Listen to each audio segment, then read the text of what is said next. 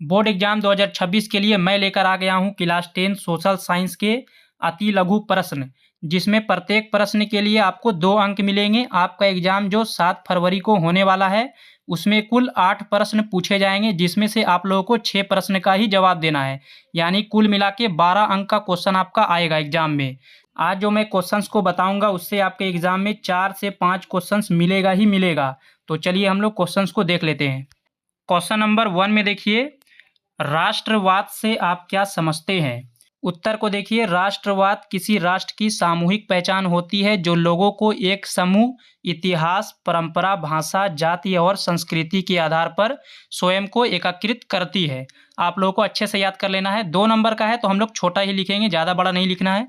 आगे देखिए question number 2 में, प्रत्येक व्यक्ति आय और औसत आय क्या होती है? सारा इंपॉर्टेंट क्वेश्चंस है। उत्तर को देखिए, जब कुल राष्ट्रीय आय को कुल जनसंख्या से भाग देने पर जो राशि प्राप्त होती है, उसे प्रति व्यक्ति आय कहते हैं। याद कर लेना है आप लोगों को। आगे देखिए क्वेश्चन नंबर 3 में, रोलेट एक्ट, ये बहुत इंपॉर्टेंट है, हर साल पूछा जाता है। रोलेट एक्ट क्या था? देखिए उत्तर को, रोलेट एक्ट ब्रिटिश सरकार द्वारा 1919 में पारित किया गया एक काला कानून था। इस कानून के जरिए सरकार को राजनीतिक गतिविधियों को कुचलने और राजनीतिक कैदियों को बिना मुकदमा चलाए 2 साल तक जेल में बंद रखने का अधिकार मिल गया था। आगे देखिए क्वेश्चन नंबर 3 में, स्पिनिंग जेनी क्या है? उत्तर को देखिए, स्पिनिंग जेनी जेम्स हरग्रीव्स द्वारा 1764 में बनाई गई एक मशीन है। इस मशीन ने कताई की प्रक्रिया तेज कर दी और मजदूरों को काम को आसान कर दिया। स्पिनिंग जेनी यही है, 1764 में बनाई गई एक मशीन है, जिसके जरिए कताई की प्रक्रिया तेज हो गई थी और मजदूरों का काम आसान हो गया था। आगे देखिए क्वेश्चन नंबर 5 में चलते हैं। क्वेश्चन नंबर 5 में देखिए, बहुउद्देशीय परियोजनाएं क्या हैं? ये भी इंपॉर्टेंट है। उत्तर को देखिए, नदियों पर बांध बनाकर एक बार में अनेक उद्देश्यों को प्राप्त करने का प्रयास किया जाता है, इसे बहुउद्देशीय परियोजनाएं कहते हैं। आगे देखिए क्वेश्चन नंबर 6 में, सरकार के प्रमुख अंग कौन कौन हैं? ये भी पूछता है। देखिए सरकार के प्रमुख 3 अंग है, ये आप लोगों को याद कर लेना है, विधायिका, कार्यपालिका और न्यायपालिका। ये तो आप लोगों को याद हो जाएगा। आगे देखिए क्वेश्चन नंबर 7 में, जैव विविधता क्या है?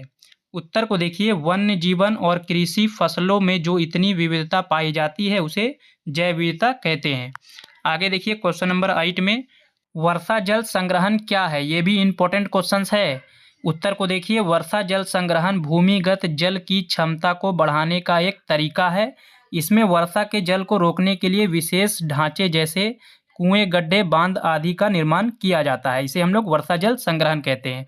आगे देखिए क्वेश्चन नंबर 9 में, प्राथमिक क्षेत्र किसे कहते हैं? उत्तर को देखिए, ऐसी गतिविधियां जहां प्राकृतिक द्वारा प्रदान की गई वस्तुओं को प्रयोग में लाया जाता है, उन्हें प्राथमिक क्षेत्र की गतिविधियां कहते हैं।